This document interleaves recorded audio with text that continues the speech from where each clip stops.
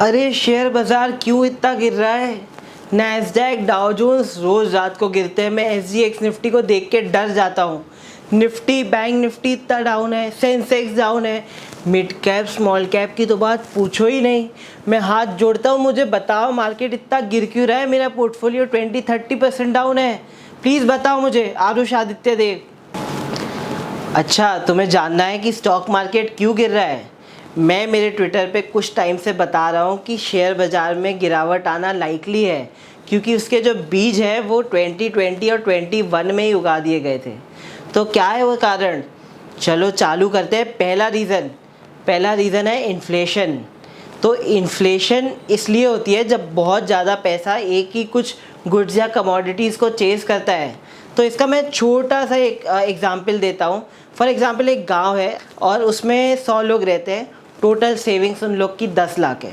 अचानक रातों रात उनका कोई एक NRI दोस्त आता है और कहता है 90 लाख रुपए मैंने एक्स्ट्रा दे दिए और अब तुम लोग को जो करना है करो। सब बहुत खुश और सब अब बहुत खर्चा कर रहे हैं, बहुत नई नई चीज़ें खरीद रहे हैं। फॉर एग्ज़ाम्पल, वहाँ पे एक गाड़ी है, मान लीजिए i20 कार है, सबको वो गाड़ी पसंद है और अब उसको बाय करने वाले 20 लोग हैं।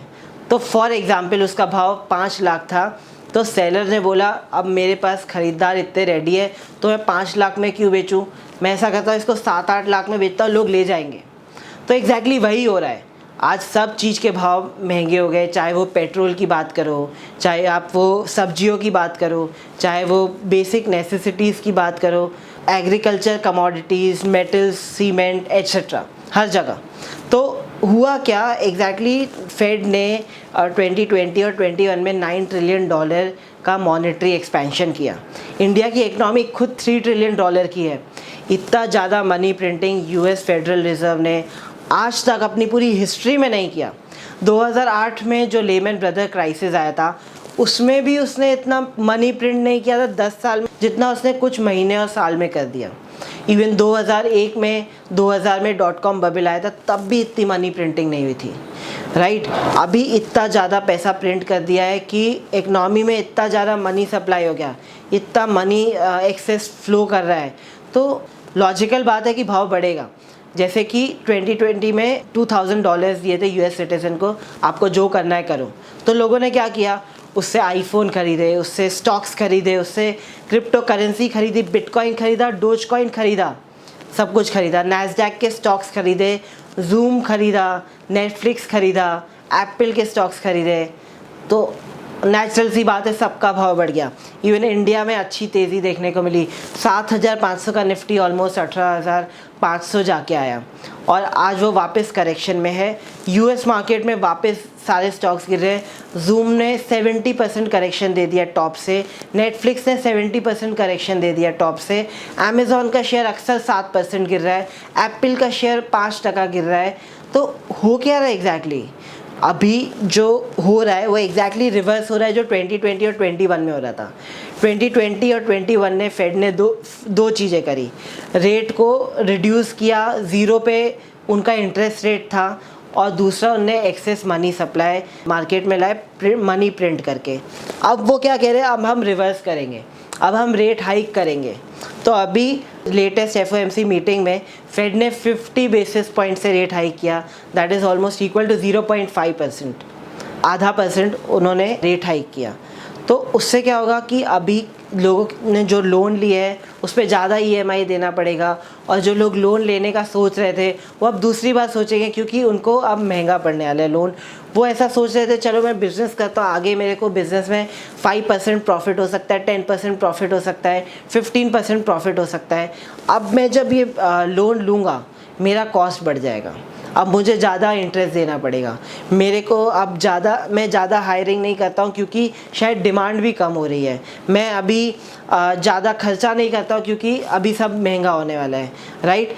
तो उस हिसाब से जैसे नए लोग को हायर किया तो पैसे दिए, तो अब कम हायरिंग हो रही है तो कम लोग को पैसे जा रहे हैं, और वो लोग अब कम खर्चा करेंगे। अब कम खर्चा करेंगे तो क्या होगा, GDP कॉन्ट्रैक्ट होगा। GDP कॉन्ट्रैक्ट होगा तो वो एक नेगेटिव साइन है स्टॉक मार्केट के लिए, क्योंकि स्टॉक मार्केट एक ट्रू मिरर है अर्निंग्स का। शॉर्ट टर्म में फ्लक्चुएशंस हो सकते हैं, पर लॉन्ग टर्म में स्टॉक मार्केट अर्निंग्स का स्लेव है। तो अगर जब मनी सप्लाई इकोनॉमी में कम हो जाएगी तो कंजम्पशन और डिमांड कम हो जाएगी, राइट। और जब रेट हाइक होता है तो इसमें सेकंड चीज़ और होती है कि रेट हाइक हो रहा है तो डेट मार्केट अट्रैक्टिव हो रहा है, बॉन्ड मार्केट अट्रैक्टिव हो रहा है, इसलिए 10 ईयर बॉन्ड यील्ड्स ऑलमोस्ट 3% पहुंच चुकी है, राइट। तो लोग क्या कर रहे हैं, स्टॉक मार्केट से पैसा खींच के डेट मार्केट में डाल रहे हैं, क्योंकि अब डेट मार्केट में कम रिस्क लिए हुए ज़्यादा रिटर्न मिल रहा है। स्टॉक मार्केट में मैं इतनी रिस्क लेके कम रिटर्न का काम क्यों करूं, और पैसे खोने के भी चांसेस है। डाउन ट्रेंड चालू हो गया है, कंटिन्यूस मनी आउटफ्लो हो रहा है। आपने एफआईआई का डेटा ही देखा होगा, महीने दर महीने सेलिंग ही सेलिंग आ रही है, सेलिंग ही सेलिंग आ रही है, कंटिन्यूस सेलिंग। इतनी सेलिंग आज तक इंडियन मार्केट ने नहीं देखी। तो ऐसा क्यों है? तो जो डेट मार्केट है, बॉन्ड मार्केट है, वो एक्चुअली लीडिंग इंडिकेटर है। और कुछ महीने पहले जब ये मैंने आपको बोला 10 ईयर बॉन्ड यील्ड्स अभी 3% पहुंच चुकी है, तो एक इन्वर्टेड यील्ड कर्व एक रिसेशन का रिफ्लेक्शन है कि आ सकता है। जब इन्वर्टेड यील्ड कर्व होता है तो 6 महीने, 12 महीने, 18 महीने में एक रिसेशन आने के चांसेस होते हैं। 2019-20 में भी इन्वर्टेड यील्ड कर्व बना था, कोरोना क्रैश आने से पहले। तो ऐसा नहीं है कि markets are completely unpredictable. Bond market इशारा कर रहा था 2020 में, और अभी फिर से बॉन्ड मार्केट ये इशारा कर रहा है, राइट। और उसका हम रिएक्शन देख ही रहे। नास्डैक अभी 25% डाउन है, सारे मेजॉरिटी स्टॉक्स नास्डैक के डाउन है। जो number of stocks trading above 200 day SMA है, EMA है, वो अभी 12 के आसपास आ चुके हैं, जो 2020 के लो पे थे। और 2020 का लो हमने कितने नीचे लेवल पे देखा था, निफ्टी 7500 हुआ करता था, अभी निफ्टी 16500 है। फिर भी जो स्टॉक्स में करेक्शन है वो बहुत डीप है। मिड कैप स्मॉल कैप में आप देखें तो 20 to 30% करेक्शन अच्छा खासा देखने को मिल चुका है। निफ्टी के इतने सारे स्टॉक्स है, 70% स्टॉक्स जो 200 डे मूविंग एवरेज के नीचे ट्रेड कर रहे हैं। अभी रिसेंट में ही आप देखिए, जैसे HDFC bank, HDFC, right, Infosys, TCS, Wipro, tech Mahindra, सारे स्टॉक में कितना करेक्शन है, राइट।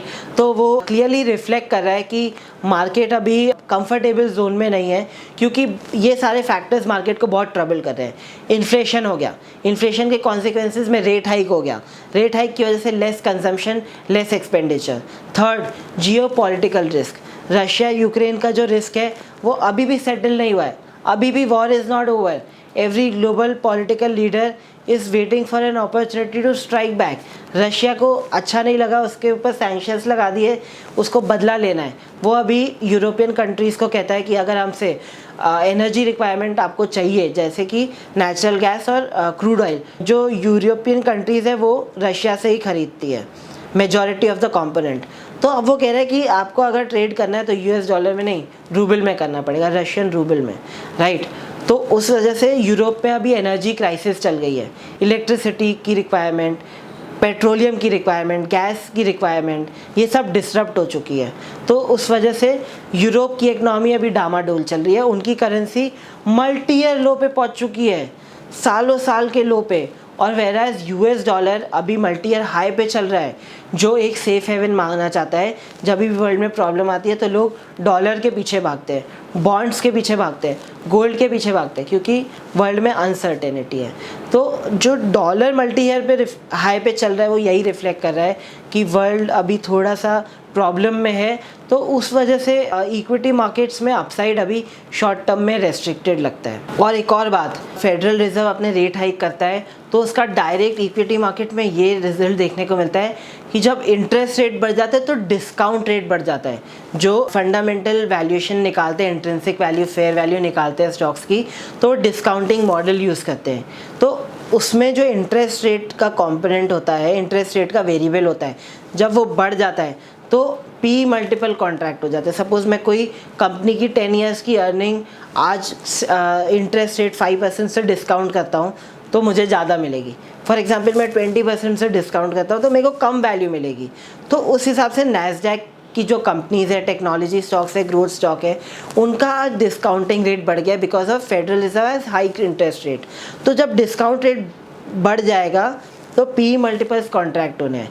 और US के कुछ बिलियनर्स का बहुत मानना है बहुत टाइम से कि all the asset classes are in bubble territory, whether it's equity market, whether it's property market, whether it's crypto currency market, और एनी अदर मार्केट। कोई भी मार्केट है आज बहुत इन्फ्लेटेड है। जैसे कोई लोग वाइन्स में इन्वेस्ट करते हैं, कॉइन्स में इन्वेस्ट करते हैं, अदर एक्सॉटिक असेट्स में इन्वेस्ट करते हैं, पेंटिंग्स में करते हैं। आज सब कुछ बहुत इन्फ्लेटेड है। तो क्या स्टॉक मार्केट अभी रिवर्ट बैक करेगा मीन के तरफ? क्या जो 2020 और 2021 में मॉनेटरी एक्सपेंशन था, क्या वो ट्रैप था? और फाइनली 2020 और 2021 में जो मॉनेटरी एक्सपेंशन हुआ, क्या वो एक फ्यूल था टू द फायर और हमें एक्सप्लोजिव प्राइजेस देखने को मिले, एक्सप्लोजिव रैली देखने को मिली सब असेट प्राइसेस में? And is this a trap? And are we going to mean revert back to the mean? तो ये सारी बातें आज सोचने लायक। कुछ हैंडफुल ऑफ कंपनीज हैं वो आउट परफॉर्म करेंगी, but for most of the companies going to be a very difficult time, because काफ़ी सारी कंपनीज सिक्लिकल भी होती है नेचर में। जब साइकिल्स चेंज हो जाती है, बिजनेस साइकिल्स चेंज हो जाती है, तो स्टॉक्स जो बहुत हाई बनाया होता है वो बहुत टाइम तक नहीं आते। जैसे HEG रेन हो गया जो 2017 में ब्लॉकबस्टर स्टॉक्स थे, आज तक उनका भाव नहीं आया। उस बात को 5 साल हो गए।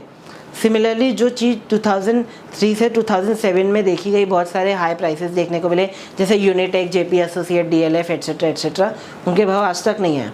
तो काफ़ी सारी कंपनी सिक्लिकल होती है नेचर में, और जो कॉस्ट होता है वो चेंज हो जाता है, प्रॉफिट चेंज हो जाता है जब बिजनेस साइकिल चेंज होती है। तो और आज के तारीख में जब एल्गोस काम कर रहे हैं, टेक्नोलॉजी काम कर रही है, तो बिजनेस साइकिल बहुत शॉर्टेन हो गई है। पहले बिजनेस साइकिल 7 से 10 साल की हुआ करती थी, बट मुझे ऐसा लगता है आज बिजनेस साइकिल 7 साल की नहीं हो सकती, क्योंकि टेक्नोलॉजी के हिसाब से बिजनेस साइकिल शॉर्ट हो गई है। तो काफ़ी सारे स्टॉक्स होंगे जो ये एक्सपीरियंस करेंगे। तो it's very important to assess आपके पोर्टफोलियो में ऐसी कौन सी कंपनी है जिनका फंडामेंटल्स चेंज हो गए हैं, जिनका अर्निंग पोटेंशियल चेंज हो गया है, और आपको उसके लिए अहेड ऑफ द कर्व होना पड़ेगा, रिसर्च करना पड़ेगा। जो न्यूज़पेपर में आता है सिर्फ वो नहीं पढ़ना पड़ेगा, खुद की रिसर्च करनी पड़ेगी और अपने पोर्टफोलियो को रीअलाइन करना पड़ेगा। तो आप आज क्या कर सकते हैं इस तारीख में अपने पोर्टफोलियो को बचाने के लिए? करेक्शन से आप अपने पोर्टफोलियो को रीअलाइन करिए, हेज करिए, और जो ब्लीडिंग स्टॉक्स है, अंडर परफॉर्मिंग स्टॉक्स हैं जिनके फंडामेंटल चेंज हो गए, उनको कट करिए अपने पोर्टफोलियो से। क्योंकि आपको मैं एक बात बता देता हूँ, और इस चीज़ से मैं ये वीडियो एंड करता हूँ, अगर ज़िंदा रहेंगे तो ही तो कमाएंगे। इसलिए you have to protect your portfolio, and if you can protect your portfolio then equity market has potential to offer you 10%, 20%, 30%, 40% return. So I hope this video was helpful to you, और अच्छा लगा तो अपने दोस्तों के साथ ज़रूर share करें, लाइक करें। यूट्यूब को पता चलेगा कि आपको पसंद आया। Okay, thank you everybody, good bye.